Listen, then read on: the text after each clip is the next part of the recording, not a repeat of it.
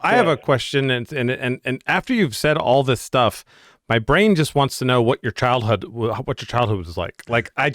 I'm like, how did you get from a baby to there? Like, I know it's a long story, but like, just hit big points, like This is possibly. becoming Jason's favorite I question to love. Well, ask it's a so guest. Like, interesting. how was your childhood? Wow. I mean, like, it's a childhood. Like, let me give you just big points here.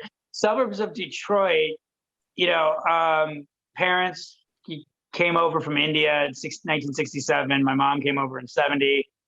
I had my sister shortly after that, and they bounced around the Midwest. My dad was in the automotive industry, engineer with an MBA. And so, there's this mass exodus from India, not mass exodus, like 50,000 engineers and smart, science, STEM type jobs were created. And so there was this small little Indian community in Detroit, in the suburbs of Detroit, that we got together on the weekends. But during the week, I mean, I was the only diversity in my neighborhood, in my schools.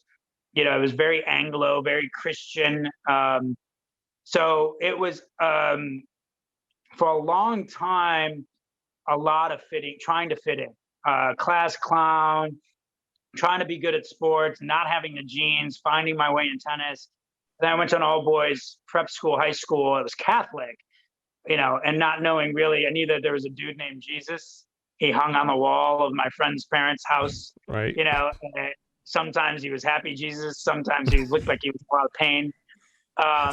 He had cool blue eyes. Like that was like, that was it. There was some wafer that they would give my tongue on, like if I go to church on Christmas, like nothing other than that. We're very Hindu. But it was, my dad went to Catholic school, and like they were the good schools in India. So plus I was a little bit of a rebel. So I had totally undiagnosed ADD. And I'm an audio visual learner, not a textbook learner. Like it takes me forever, even to this day. I love reading, but I like reading at my pace, not, you're not fast and like, get yelled at for it. But I love like, just great writers. And, books become your friend. So like, if I read 3 pages a night, I'm okay. If I read 15, I'm fine. But I had to, I struggled through school and got away with a lot because I had the gift of gab, and I sincerely was trying, but I also knew how to game the system and talk to my teachers and all this other stuff. But a lot of identity issues until college, where there was a little bit more diversity. There was a lot more freedom coming out of an all boys prep school to like, woof, that was it. I mean, a lot of love for my sister, an older sister. She was 4.5 years older than me. Rena, She was wonderful as well. Yeah. She's incredible. She's been she has everything to me. She raised me. My parents were, immigrant parents, strangers in a strange land, trying to figure things out and hold on to India, to hold on to home. That really fucks you up. I'm sorry. Like it's messed up a lot of us South Asians. I've been able to talk to them a lot about that too.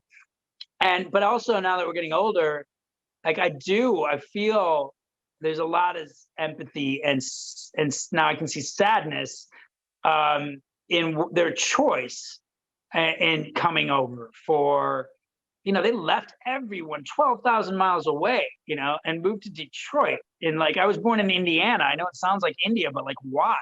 Like there's, and it's not by choice. It was opportunity. I think that's a driving force for me in Colombia, is that we used to go to India every year, and to see that sadness, and like the people that are coming over and crossing over from Mexico do not want to come here. They don't. Yeah. And if I can create, it helped me hone my goal in Colombia, my childhood, is create an ethical job there. That way they don't have to leave. And so that, there was always a sadness of leaving India, or when someone would come and they would have to go back. There was always this excitement around and sadness around like getting a visa. Did they get their visa? They didn't get a visa. Maybe next year. There's just so many barriers upon barriers across, so much territory and borders that, it really has helped me kind of hone in on what's important. Like, America isn't the destination you want to come to. I mean, I say that, like, I want you to come if you're being oppressed, but like, I don't want you to come here and get into the back of the kitchen and be by some sink in a restaurant on 14th Street, never seeing light of day, and like having your kids just, for 21 years from now, for you to see them walk across the stage to get a diploma. Like, if I can create something down there, I'd much rather try to help your kid go to university there. Yeah. So I don't know if that answers your question, but like, I struggled with identity, but always knew, like, I got along best with the servants. Our family comes from like the hierarchy in India and the caste system, and like our employees and servants, like I wanted to play with them more than anyone else. When I would go there, I would want to play cricket with them and go climbing with them, and all of like just this oneness with people. And I think that's why I'm drawn to the off the beaten path, and at these places, is because I don't want to go. I like the posh resorts, and I like taking care of myself, and I like good food and all of that other stuff. But the real exploration is human to human, and that's definitely off a paved concrete pool, surrounded by some fake landscape. It's kind of the point of our show, actually. It is. That's why I wanted to have you on as a guest, because the whole point is to have interesting conversations with people of all different backgrounds, walks of life, and help connect, and find the humanity and the camaraderie, And Yeah. That's, you said the humanity, that there's something that's been spiraling in my head since June 1st, and I've shared it with everyone. It's just, it was so easy for me to open that door, and it was because it was just so human.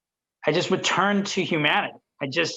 It wasn't anything complex other than, and I think if that's our march back to ourselves, I think we're going to be in I'm not a cynic. I think we're really going to be in a good situation if we can return to humanity.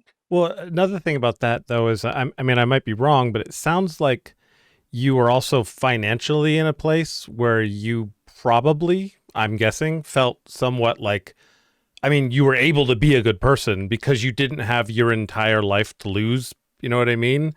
And I might be wrong. I feel like, is that true? Because then that's kind of a problem with this country is that people are so protective of themselves because everything's like right on the line. Like everything could just go to hell any second. But yeah, it's fear. There's definitely a fear there. And I mean, sure. I don't think I thought about, was I going to lose anything, at all. Yeah. But I was privileged, no question. I utilized my privilege in every sense of the word. I just didn't know I was doing. And that's wonderful. Now I'm utilizing my privilege now too. And that's other things. I have a fierce, amazing, talented, intelligent family with means. So if the cops want to put me down on the ground, I'm going to have a bad night.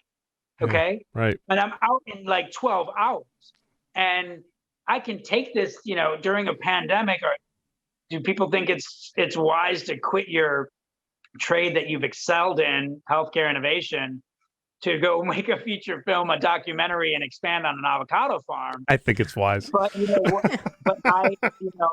that's insane. And I haven't had a paycheck in 2 years, but it's full throttle because that's what transformation is. But that's belief in myself that comes with privilege, that comes with experience, that comes from, I've come from the depths of hell of addiction, and only 12 years ago, to be able to put myself in position to be able to buy an avocado, So yeah, can this crash and burn? Absolutely. Is it going to be my death? No, but it will. I'll just have to heal and climb. And I know I've already cleared it with the people that love me, that, if the worst case scenario is that, I have to move into my sister's McMansion for 6 months, then, so we can see this thing go across the finish line, then so be it. I would love to spend time with my niece and nephew, and that would be beautiful. And once I get rid of the ego thing, we can really start driving change, because my currency has changed. It's not title and 6-figure incomes and, amazing, hotel stays and stuff like that. Those all things will come if we create a new next value, but that's not the priority.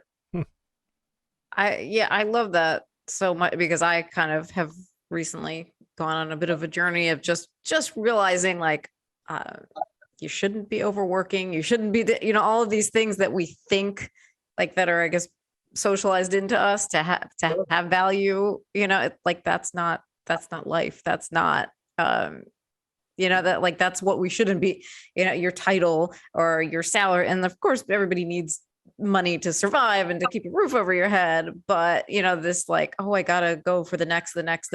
And, I'm working like crazy 80-hour weeks. Yeah. And, I've got that title, but then it's like, what is the point? Because you're not connecting with people. You're not living life. You're just, kind of on this autopilot. It's waking up to ask that question of who do you serve and who do you want to serve? And it's not myself. It's when I look at it, it's humanity. It's, I love the fact that if I look at my WhatsApp interface right now, I'm going to have a really wide range of awesome people that are going to be listed there that I talked to today. And we are on a path to revenue, and I'm not naive. I'm a realist. Like, I know, but it's not greed driven. It's the opposite. It's love driven. It's, oh my God, holy crap, we're going to pull this off. Like, I brought so much joy to be able to introduce that story of Stephen to the two of you in the audience. Like, that's incredible to me. And like, I smirk at that. Like, even when we started it, like, I remember thinking, like, man, if we pull this off, this is going to be amazing to talk about. But that's me like, I had to go do and then come back and be like, oh, look what I caught, right? Are you like, we can go do this. That is, I think, kind of my role. And that's where I'm getting the satisfaction from, is in that deliverable of who am I serving and how we're able to do it. And my measurements are so different. Like, Stephen is 23 years old. He's my co-founder and equal owner. This was a kid in the barrio that really had a choice of being a gangster, and that was it. And just 2 months ago, he actually took his entire family, I went with them, to a coastal Caribbean town. They'd never been on a plane before, and like on a real vacation. And that's big. That's mobility. That's something I can measure and I can feel and I can share with you, that in just a short period of time since 2018, when they actually signed the peace accord, you see this segment of the population that is becoming middle class and actually bettering themselves and spending time with their family. And then you see a baby being born and them growing and knowing some English.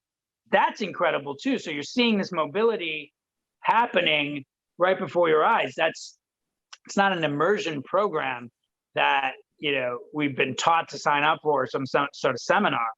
That's just engaging. And I've been saying this, run with people you were told not to run with.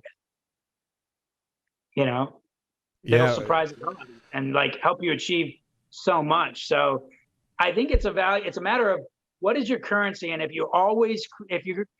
you're creating value, if you're bringing value into this world, you will be taken care of, not by the government, but just by otherwise it's not valuable, right? Like, you can monetize it, but it doesn't need to be that doesn't need to be your intent. Do you do motivational speaking? I do not.